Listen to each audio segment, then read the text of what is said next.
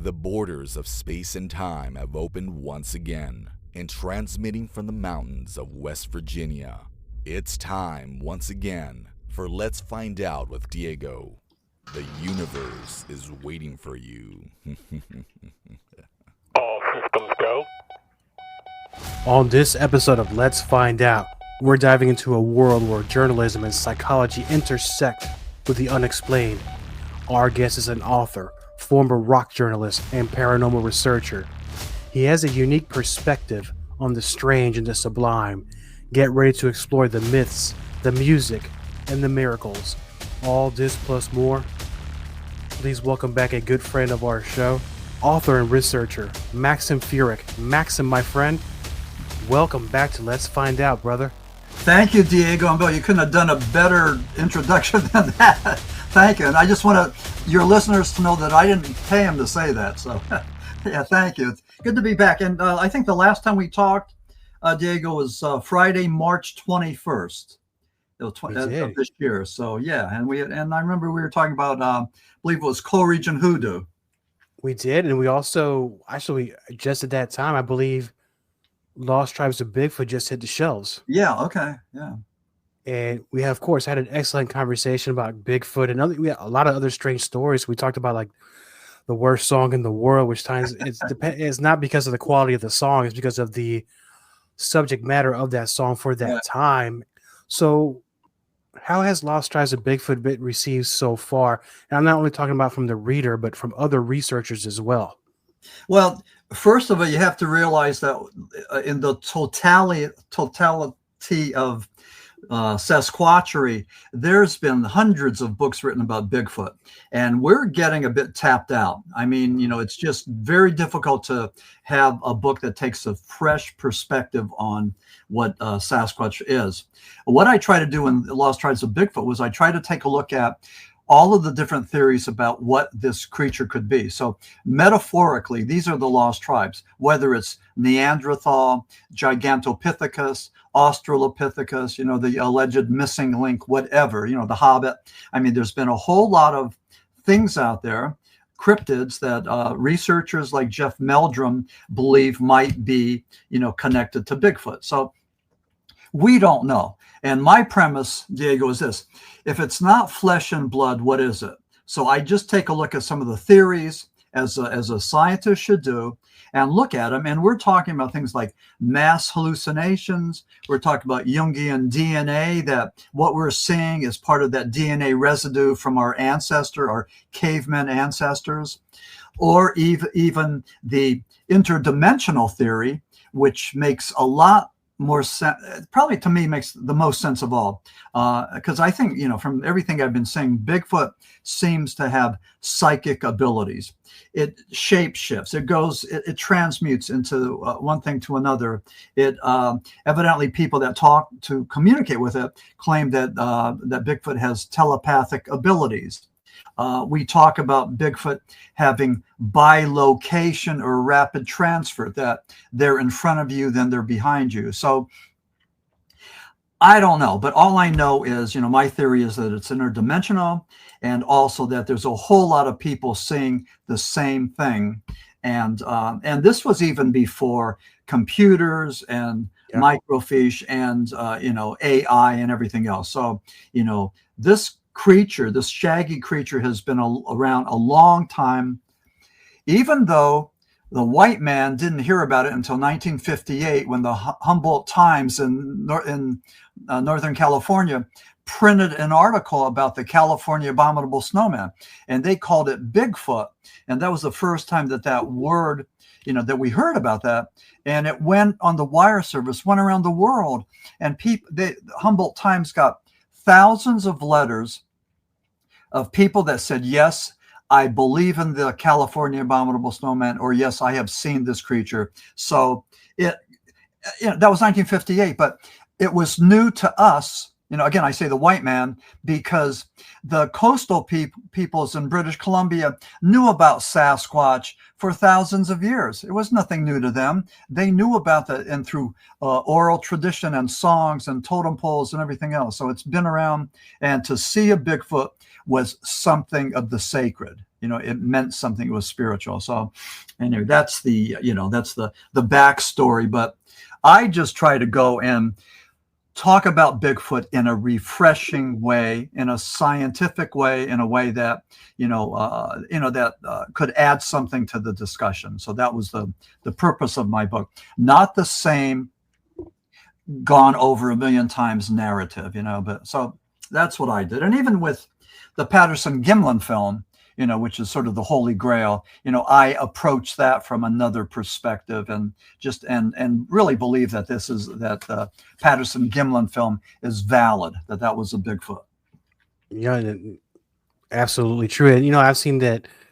I mean, just like you, I've probably seen it thousands of times, and I'm purposely trying to pick out something just to make myself not believe. But the more I see it, the more I'm like, okay, this is legit. This is the Area 51 of Bigfoots here. Exactly. Yeah. And the reason I mentioned that only because the listeners can't see the back where you have the 3 extraterrestrials. You mentioned something about mass hallucinations, and does the math also work on the UFO side of it? Where can UFO sightings also be part of a mass hallucination as well? Well, let me take it back to 2024 and the drone hysteria over New Jersey.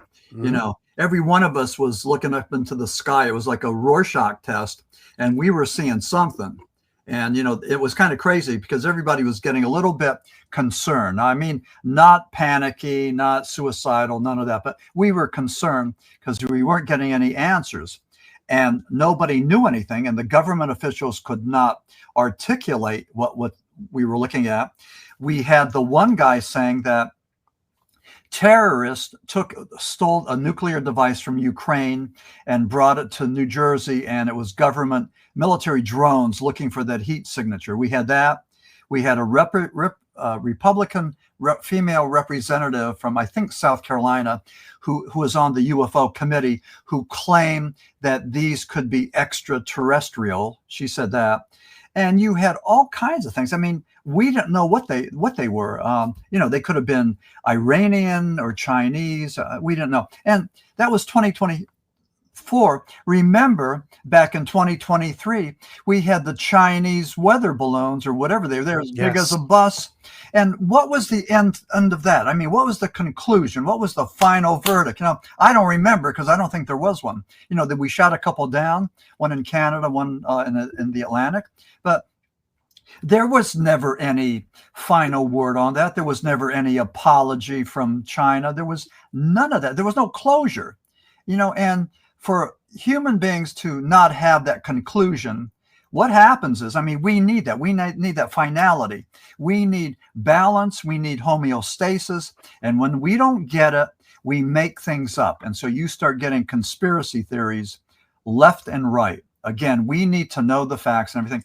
Same thing with the government, with Roswell and Area 51 and all that. The government's not telling us all that they know. And so because we don't know, we conjure up explanations and theories. And that's why conspiracy theories are so rampant. And we're living in this day and age of the conspiracy theory. Just amazing. It is, because now you don't hear anything about these drones. And it's and the more you talk about it, I'm thinking, and I hate to use this term because it might not apply. I'm talking about like Mandela effect. Like maybe in 25 years from now, people are like, what are you talking about? And you'll see nothing about these sightings. Maybe a few here on the internet, but people will be like, this never happened. Yeah. But you'll remember, I swear to God, there were some. Yeah.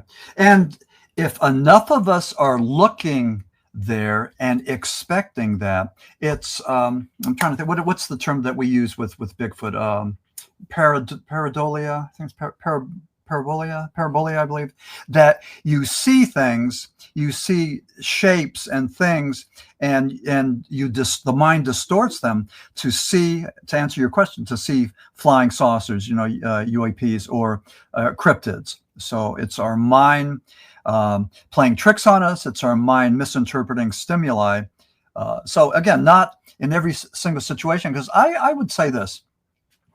Certainly with UFOs, 3% of the sightings we can't explain.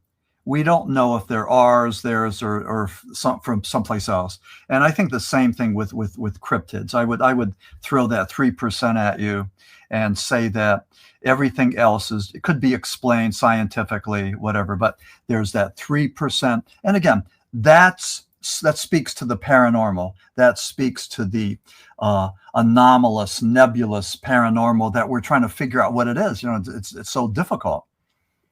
It is, because depending on what side of the coin you grew up with, and I mean as far as religious or even non-religious or spiritual, that kind of determines how you interpret some of these things, right?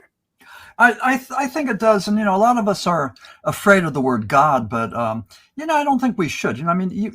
I worked in addictions for the longest time, and one of the most amazing thing was people that get into recovery, and one of the programs is AA, Alcoholics Anonymous, and they encourage the alcoholic to find their higher power, and this is something. It doesn't have to be Jesus Christ or Allah or Buddha, but it could be.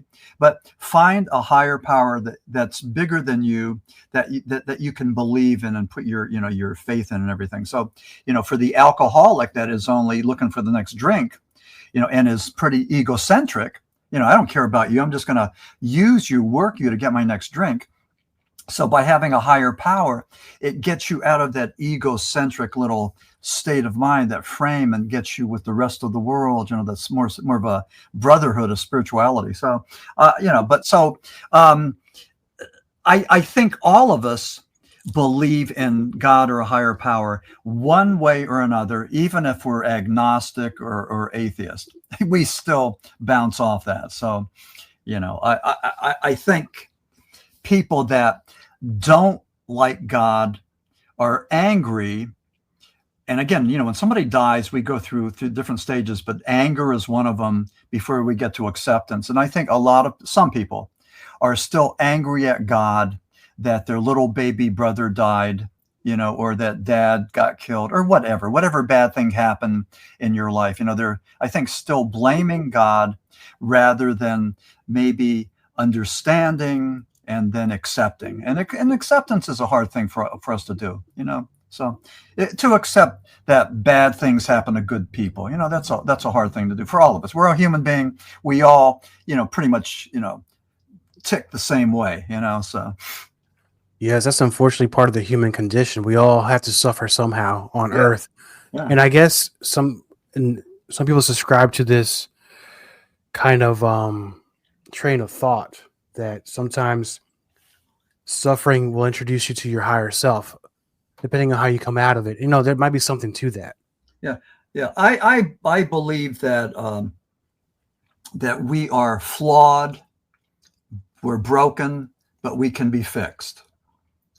And I know I was a big fan of John Bradshaw, who did this inner child work, but he said that 99% of the families are dysfunctional. That means they're screwed up. And John Bradshaw said, you know what? I think it's actually closer to 100%. So every family, unless your parents were there every single moment, every single minute that you needed them, when you needed them, then if they weren't, then that could indicate some kind of dysfunction. But let's face it, we all, you were dealt cards, you play the cards, and that's just the way it is. And some people I'm sure have had tragic beginnings, childhood, school experience, all that, and they're dealing with that, which is, still dealing with that trauma.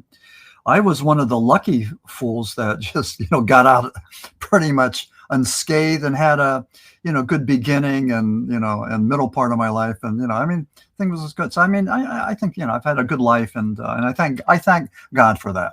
And, and I think it's important to express gratitude and appreciation for what we have.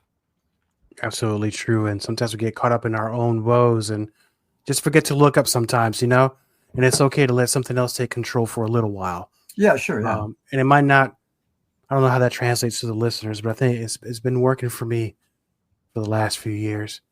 And I'll make an awful transition here, because you surprised me on something when you contacted me not long ago. And I'm embarrassed to say this is the first time I've heard of this thing. where we talk about Smurl haunting. I was going to say Smurl the first way. It's Smurl haunting. Yeah. Smurl, Smurl. Yeah, Smurl. So I guess that's probably German. Yeah, I would imagine. Yeah, probably. It sounds like it would be. Now, the reason I mentioned is the purpose why we're here tonight as well. But I've heard of a lot of locations that are haunted or have some sort of spiritual activity. We know a lot of the classics. We know a lot of locations now have paranormal investigators going there for the night and investigate. A lot of the homes now are now being open to being investigated as well.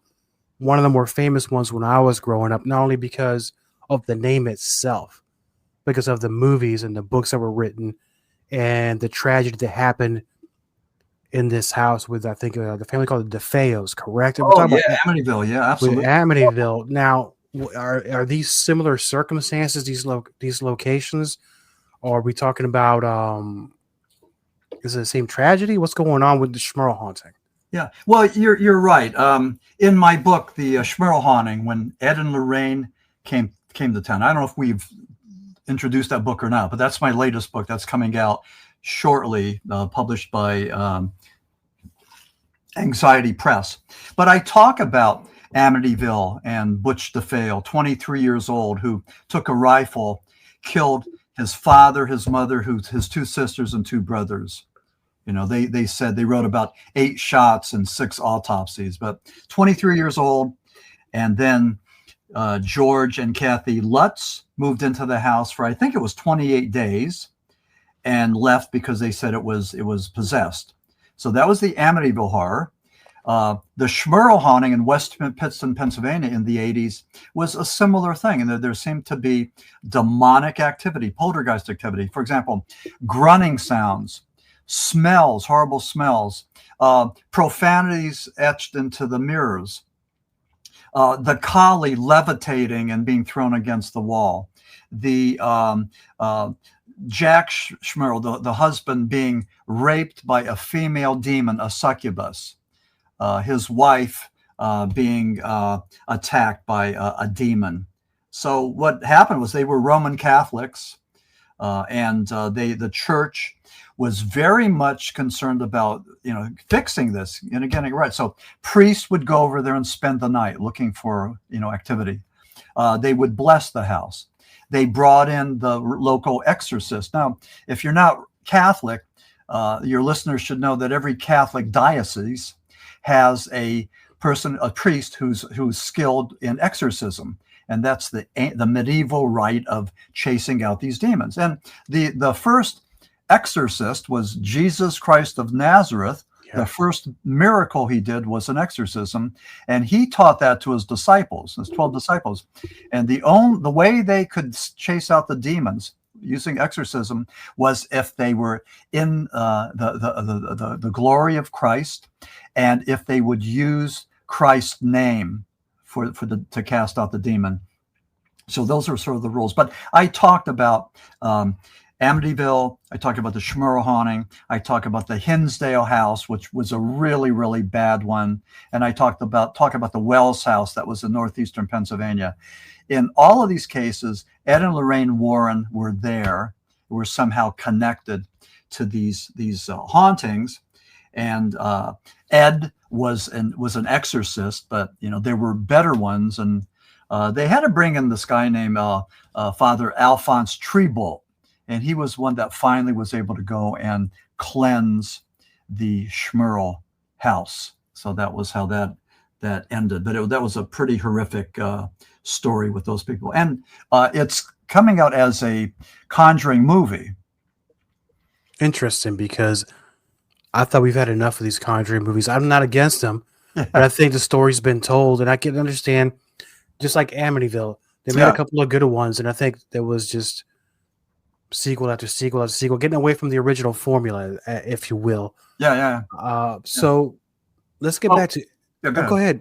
Okay, I was just going to say with the Conjuring Last Rites, it's probably the last one in the Conjuring franchise, but it's about the West Pittston Smurl haunting.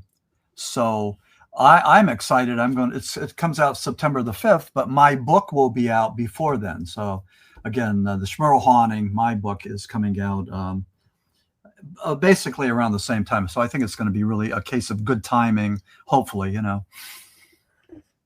And as you mentioned earlier, it is a good time. It's a good timing, of course.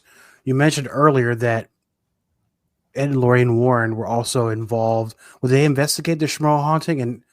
And two, did you spend some time with them? Because it seems that you learned an awful lot from them too, right? Yeah, I did. So the Smurl haunting happened in the 80s, and there was a guy named Bob Curran, Curran. He wrote a book, and it was co-written by Ed and Lorraine Warren and Jack and Janet Smurl. Now, Bob Curran's part was really good because he's a professional writer. The rest of it really wasn't good because Ed and Lorraine weren't writers. They weren't journalists, and neither were the Smurls. But anyway, there was a book that came out called The Haunted, 1988.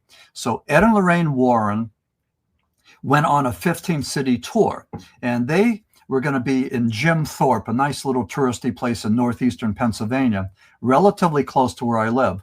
So I got permission from the promoter to meet with them, interview them. And so, you know, we hung out. I took some really good pictures that I still use. I use in the Smurl book, the Smurl haunting, and stayed in touch with them over the years. And I would call Ed and ask how he did battle with these demons, you know, and he would talk about invoking the spirit of Saint Michael the Archangel and Padre Pio and Jesus Christ to do battle. And I would call, and Lorraine would answer. You could hear the chickens in the background because she was a real lover of pets, and she would take care of these chickens. She had a whole bunch of chickens and kept some of them in her house and all that. But, you know, they treated me good. They treated me very good, and walked me through a lot of this, explained things to me. And, you know, and again, you either believe or you don't, you know. So, you know, I do believe. And then also with Ed and Lorraine Warren, they have a lot of fans, but they also have a lot of people that don't like them for a lot of reasons. So, you know, there's a lot of that out there as well. Well, welcome to the paranormal universe. Because even in the UFO circles and even Bigfoot circles, it's kind of the same thing. Yeah. Every scene has their pros and cons. Yeah. Now, getting back to the conversations you had with them, what was the typical conversation with them over the phone or in person? Oh, yeah. Yeah, and someplace I have, again, I've made a couple of moves, so I don't know. I have cassette recordings, and I don't know where they are, but I have them. I'm sure they're here someplace, but I've looked. But anyway, I took notes and everything. But I would just ask him how he did battle with the demonic forces. So he would talk about that. He would talk about things like the power of Satan is strong, but the power of God is greater. You know, he talked about the holy water and the crucifix, things like that.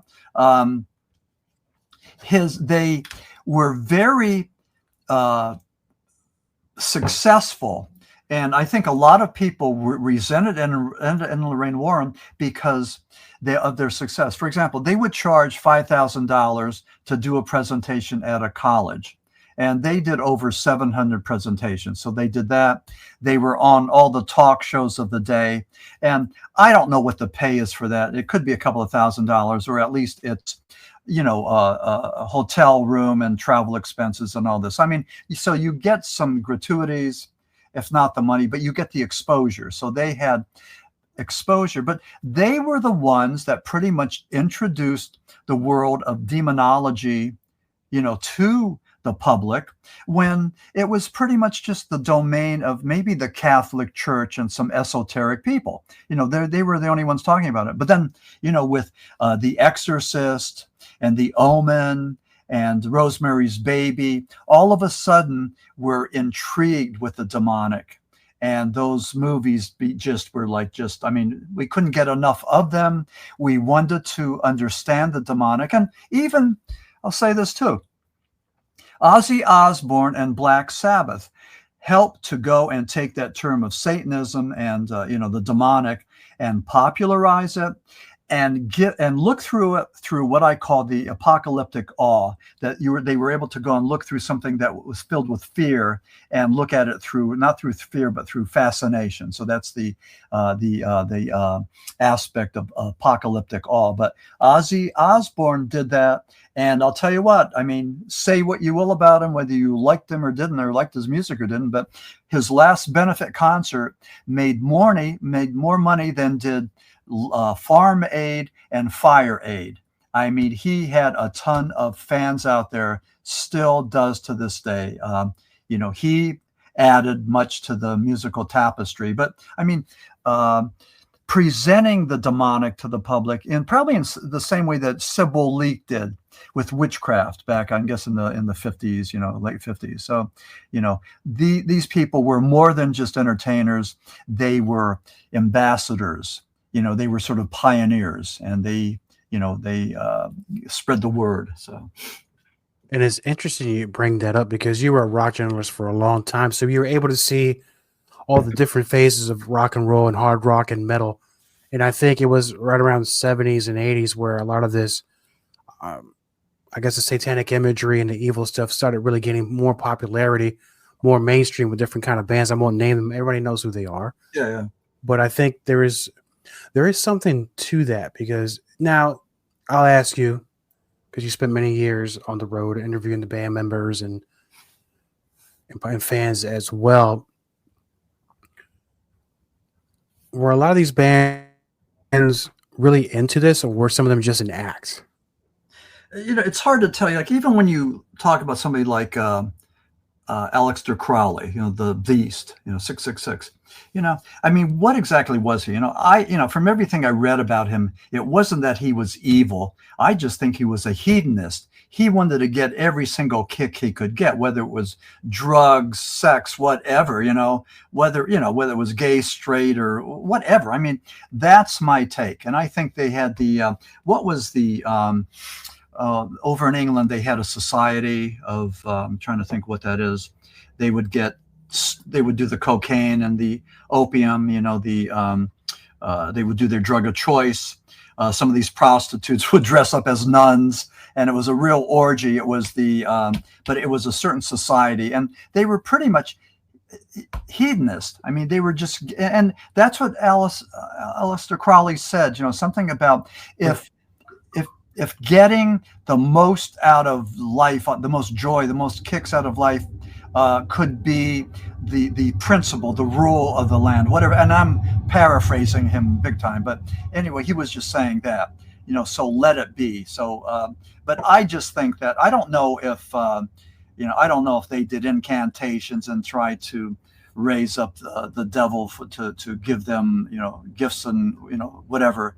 I'm thinking that maybe it was more of pleasures of the flesh that are easily attainable. I mean, you don't need to go and knock on the devil's door to get that. They're there. So yeah. For everybody. So I mean, if that's what you want. So I mean, that's my my take on that.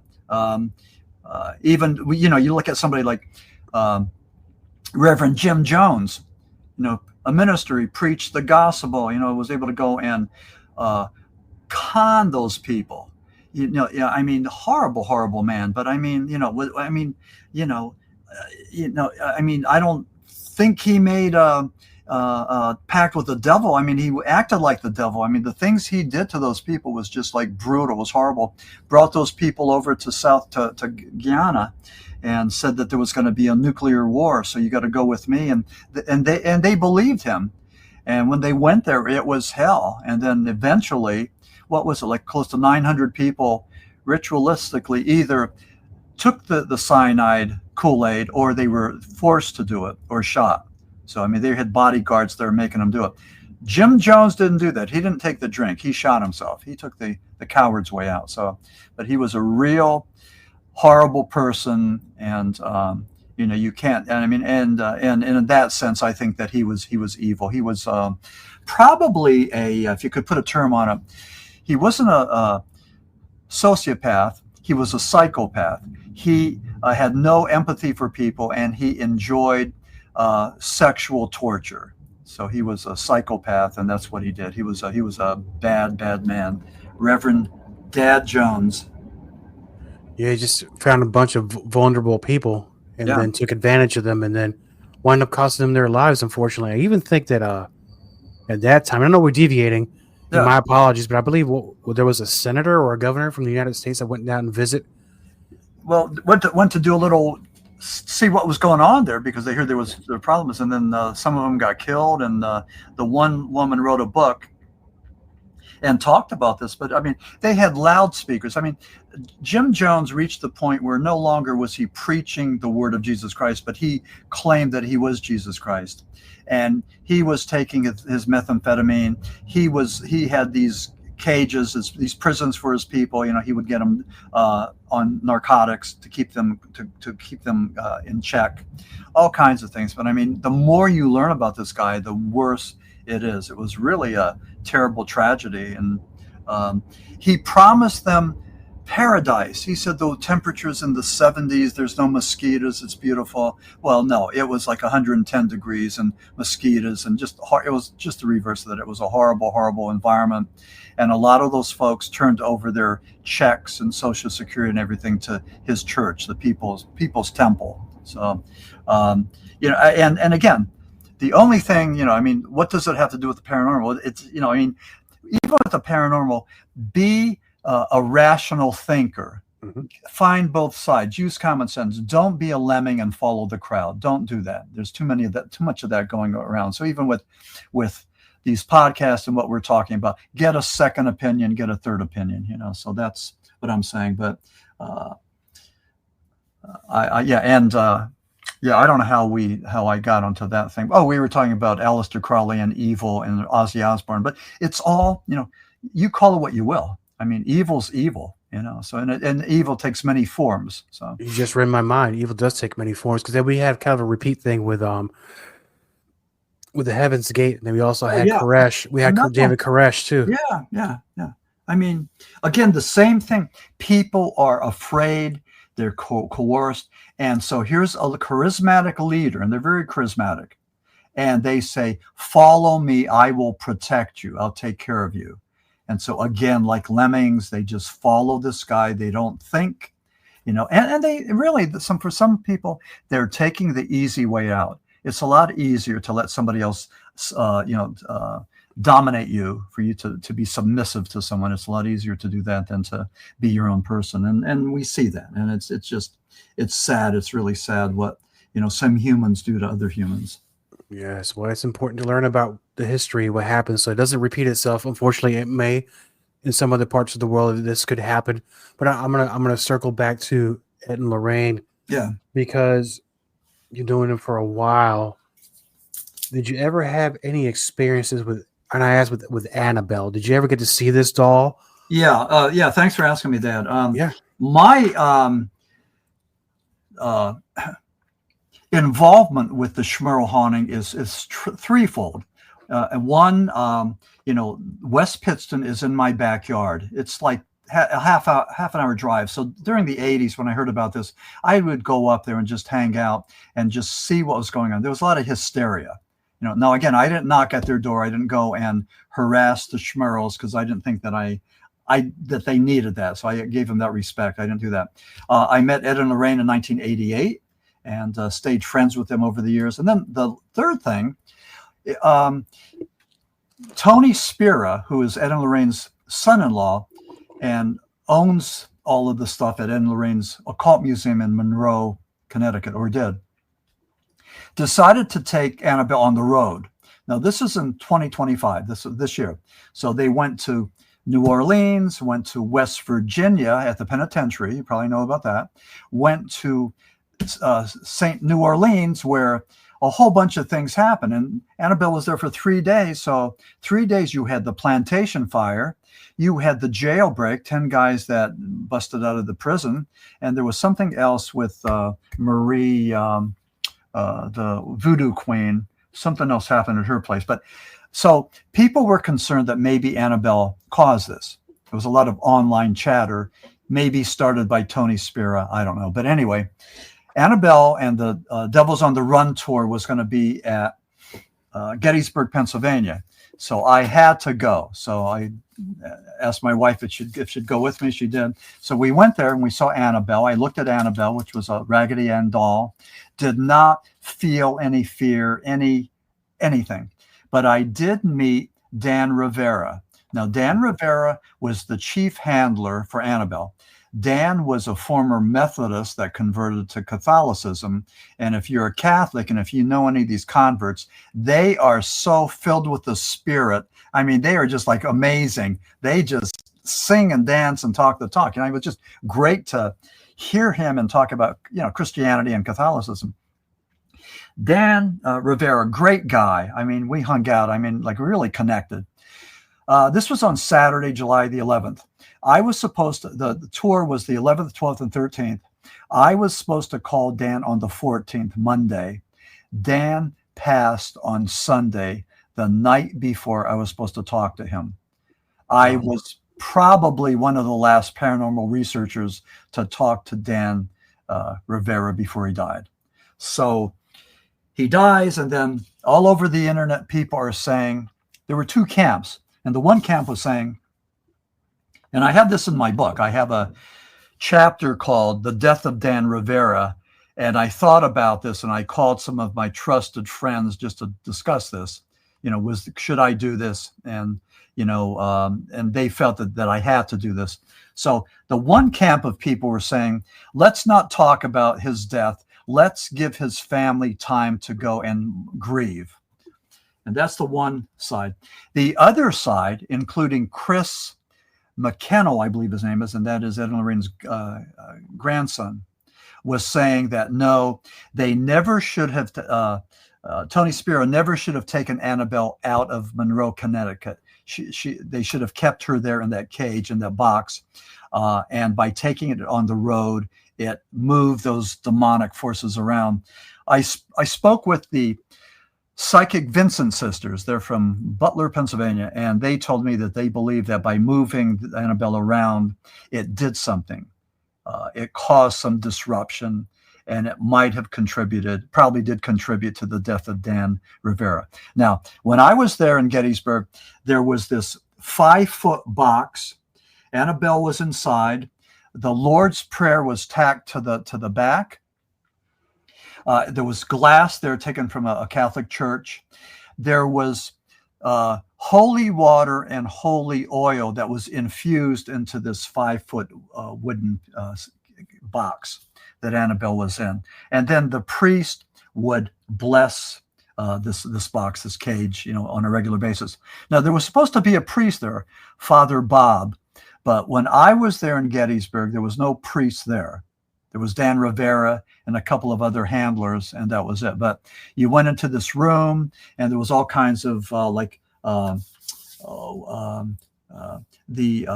music, the gongs, I'm trying to think what that is, but that sound, sort of like purplish haze, very, very interesting ambiance there. And so that was Friday, July the 11th, when I saw Annabelle, looked into her eyes, and talked to Dan Rivera. And then they were saying that there was all kinds of 911 calls. I mean, just like beyond what you would expect on that Sunday, the 13th, July the 13th. So I don't know, but a number of people said that there was something there that they should have kept the doll in, as Lorraine wanted. She wanted Annabelle to stay there at the Warren Occult Museum. So now, I don't know what happened, but all of a sudden, Tony Spiro no longer owns any of this, and now it belongs to the comedian.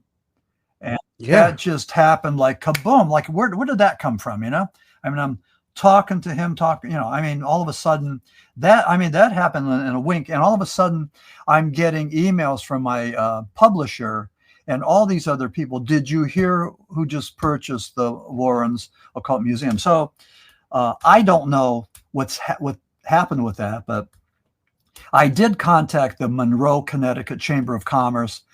I talked to those people trying to get some contact information, and I want to track down this guy and talk to him. So, which I will do. But so that's it. I mean, Diego, what do you think? I mean, the death of Dan Rivera. I mean, was this caused by Annabelle or what?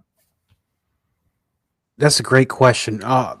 Because I was talking to somebody the other day. I don't believe in repeatable coincidences.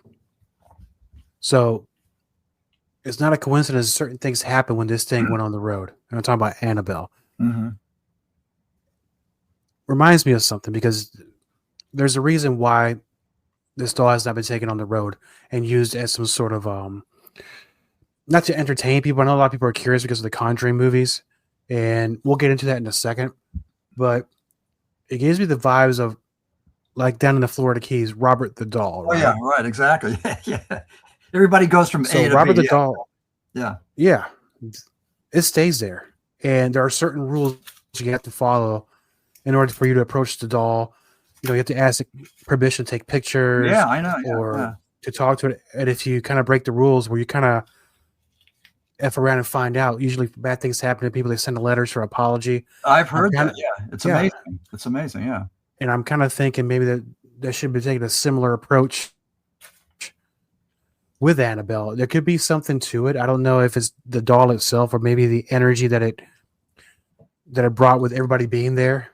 I don't know. That's a good point. That's almost like mass hallucinations. Maybe everybody projecting their expectations onto this doll. I mean, that's, again, you know, when you talk about pagans and Wiccans, you know, they talk about not just them. I mean, everybody. We have innate abilities, you know, that we rarely tap into.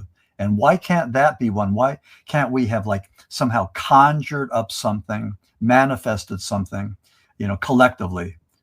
I think, you know, when people went to see Annabelle, they were all pretty much thinking the same thing. Yeah, I mean, that's a pretty good theory. I mean, yeah, it could have been kind of like a battery. You know, let's say Annabelle's battery was kind of not fully charged all these years being in isolation, but now that it's in display, yeah, good point. All the energy people bring, it kind of, I guess, elevated the frequency or something in that doll, and maybe it doesn't want to be a circus sideshow.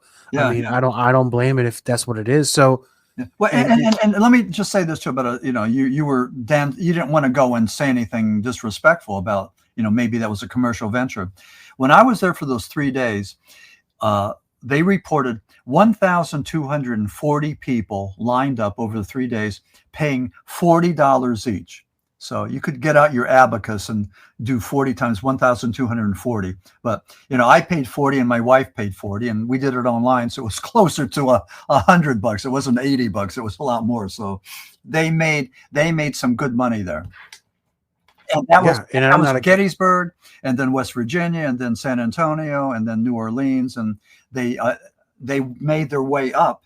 You know, they went up to Maine. So they did a bunch of them, you know. So that was a pretty good payday. Don't get me wrong. I'm not against making money. But I'm thinking maybe this should have been handled a little bit different. I'm not an expert. But now that with the reporter, or I don't even know the comedian's name, you might have mentioned it. I forget it too. Yeah. And maybe it's, you know, I'll Google it one day. I think it could get worse now. I don't know what he's going to do with it. I don't know if he respects the paranormal subject or the people. Yeah, right. Exactly. So maybe things could get worse. So I would be very, very careful with handling that particular item. It was kept under protection for a reason. So whether you believe it or not, it's the evidence is there. I would also just tell your listeners again, if you know, I don't know if they're into reading, but my book, The Smurl Haunting, when Ed and Lorraine came to town, we talk about Annabelle. We talk about the death of Dan Rivera. We talk about, you know, what happened, what some people feel was really in play there, you know, with demonic forces. So again, just look at that, just entertain the possibility. I mean, we don't know what it is, but I mean, that demonic energies could be one of the possibilities. Yeah, and I think now with the rising popularity of paranormal subject now, even Bigfoot and UFOs, I don't know. Maybe we're tapping into something that is ready to make a return somehow. I don't know how to explain it. I don't know. Maybe this guy something's going to happen.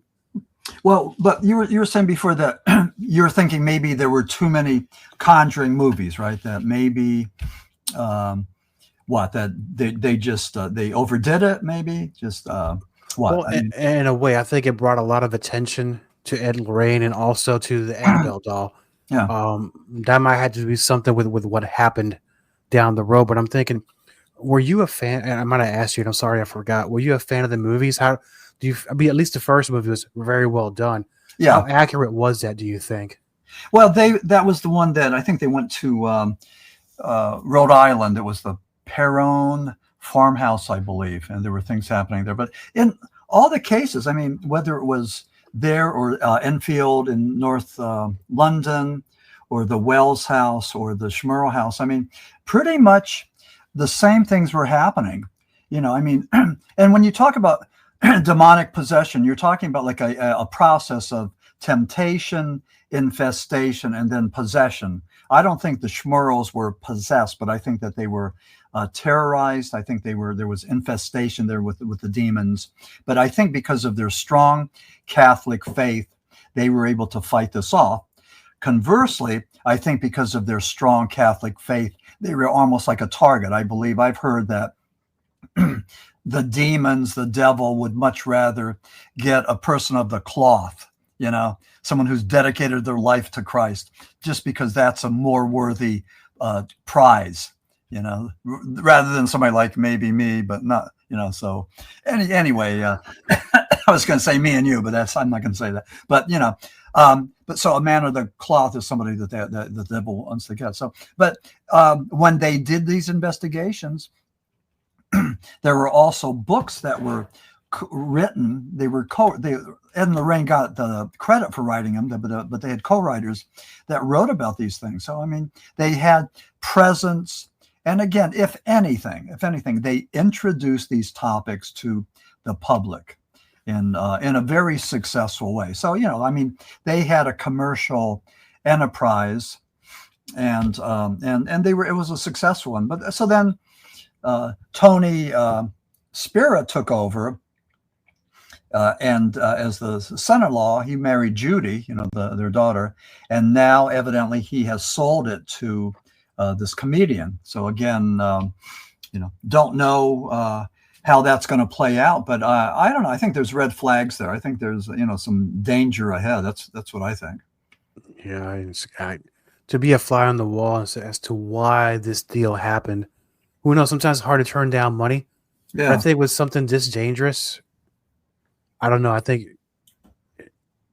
know. My opinion doesn't matter, but I think maybe the deal should not have happened. I don't know. Like I said, I don't know what this comedian's planning on doing with all these artifacts. I mean, yeah, there's a lot of things there. There's coffins with vampires and all kinds of stuff. I mean, so I don't know, but we'll see. I'm going to pursue this. I need to get back with the Monroe, Connecticut Chamber of Commerce and try to get, try to track down this guy and just have a conversation with him, and maybe he needs to have voice too on a platform. So if I could get in touch with him, I'll definitely let you know, and you could, it'd be great to go and just have an interview with him, and just to spread the word and let him know, tell the world what his intentions are. Yeah, it'd be more than fair. And I think people think the worst offhand, but I think after what happened, of course, people are going to be worried. Mm-hmm. That's to undersell it. Definitely worried. And so now that you have these two books coming out, and I know you'll be published soon, is there anything else coming down the road? And I know it's writing a book is a hard thing. I've tried it. It sucked the soul out of me. At the end of the day, it's a lot of fun to write. What's in your target line right now? What other subjects do you think you'll be covering if you were to write it? Yeah, I'm playing around with a fiction piece, and tentative title is Florida Rapture, and it's kind of neat. But just characters I'm making up and see how they interact with each other. So I've never done that, so I just want to see if I could try my hand at at fiction writing. And that'll be the next project. I'll play around with that. But the next 6 months, next year, I'll be promoting the Smurl haunting. And the other book is The Paranormal Apocalypse, that talks about fear, but talks about people being manipulated by fear through religion, through politics, through society. And these are people that are afraid, and they're the ones who will affiliate with people like Reverend Jim Jones and Charles Manson and all the other cult leaders. And again, it's a dangerous proposition to allow, your life for somebody else to be holding your life in their hands. That's the way I should put it. So, I warn against that. But that's going to be a pretty amazing book, and I'm looking forward to Paranormal Apocalypse. It's a new venue, and we've talked about ghosts and demons and flying saucers and cryptids and Bigfoot and all that, but we rarely talk about the apocalypse. And we're talking about Revelation. We're talking about the 7 seals, and there's a term called eschatology, or the eschatologists. And I just learned that not too long ago, but these are the folks that are concerned with the end times. So the eschatologists are concerned with the end times. And some people feel that the apocalypse already happened. Some people feel it's right around the corner, it's going to happen. And some people feel that we're living in it now. So nobody knows. So, take your pick. But the book's pretty interesting. And I start off with H.P. Lovecraft. And the reason I do that, I love H.P. Lovecraft, most incredible dude going. He was able to go and define and describe fear better than anybody else, better than Jung, Freud, anybody down the pike. And Lovecraft said that the most basic emotion of man is fear. And the most powerful emotion is fear of the unknown. So that was H.P. Lovecraft. You don't get any better than that.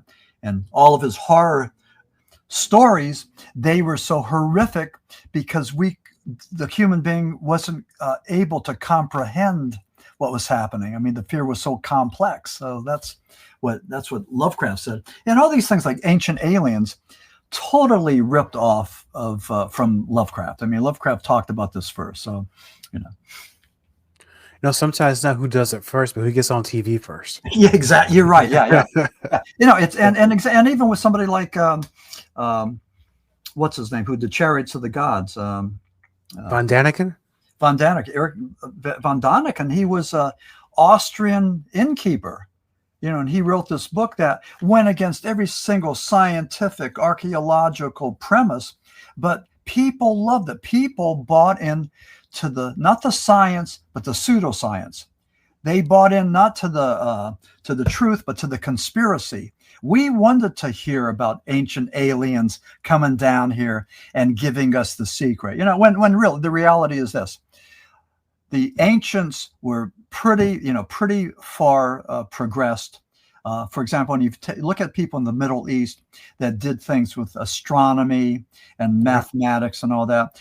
As a matter of fact, over in a place called Egypt, they built these pyramids, and we don't even know how they did them. We have like a million theories about how they built the pyramids. And one of them being that the Space Brothers came down because we were so stupid and backward that the Space Brothers came down and showed us how to build them. Well, I don't think so. I think they did it. I don't think they used 20,000 slaves, but I think that they used fulcrums and everything else. They figured it out, but we haven't figured it out. With our computers and everything, we have not figured out how conclusively how the Egyptians built those pyramids. If it was the Egyptians, I mean, I don't know, but whoever did. So, and I think we kind of know who did it, but we'll save that for another episode, my friends. So, okay. So for the listeners of Let's Find Out that want to learn more about you, where you're going to be in your books, where can they go find out? Yeah, you could check me out at www.maximfurek.com. And if you want to go and score an autographed copy of any of my books, you could do it. You could contact me through the website, or you could find them on Amazon.com.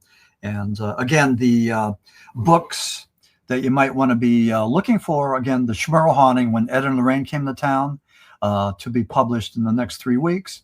And then Paranormal Apocalypse is This How It Ends to be coming out at the end of September. And Diego, hang on before we leave. Let me just go and right now, here is the prototype, Paranormal Apocalypse, and there's the gray looking like a Grim Reaper. And so what do you think of that? That is an amazing cover. I like how the whole thing, it looks like it's just very ancient. I can see like the scratches. I can see the skulls. Yeah, it's beautiful. Yeah, I like it. Yeah, I like it. So we're playing around with some other ones, but I think I want to go. I want to go with this, and so yeah. Well, thank you so much for the chat. I hope I wasn't too long-winded, and but but I probably was. So No, not at all, my friend. I really enjoy talking to you as always, and I think once the book is released, you're done doing your tour, let's come back and we'll do a little more deep dive into the Smurl haunting and see what's going on there. But thank you again for being on the show, and good luck out there, my friend. And thank you, Diego. And for the listeners, thank you for listening. And give Diego a thumbs up or whatever mechanism it is. I don't know how do they work that. I mean, what would be the best thing for your viewers to do? Like, share, and subscribe. Okay. Thank you, my friend. Copyright Diego the Podcaster. All content for Let's Find Out is the property of Diego the Podcaster and is served directly from our servers with no modification, redirects, or rehosting. All celebrity impersonators are paid performers. The impersonated celebrities do not endorse or promote any views or opinions expressed by our guests, Diego the Podcaster, or Let's Find Out. The information shared on Let's Find Out with Diego is provided on an as-is basis, with no guarantees of completeness, accuracy, usefulness, or timeliness.